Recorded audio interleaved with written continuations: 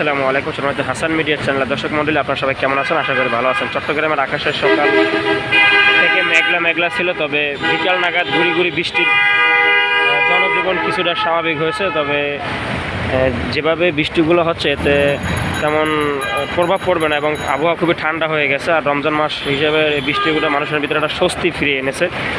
দেখতে পাচ্ছেন আজকে বৃহস্পতিবার, এই বিকাল নাগাদ মানুষের ছুটি হচ্ছে, সবাই বাসায় যাচ্ছে। তো ইতিমধ্যে প্রায় 3টা থেকে গুড়ি বৃষ্টি হচ্ছে। আসলে আবহাওয়া অনেকটা শীতল হয়ে গেছে শহরের।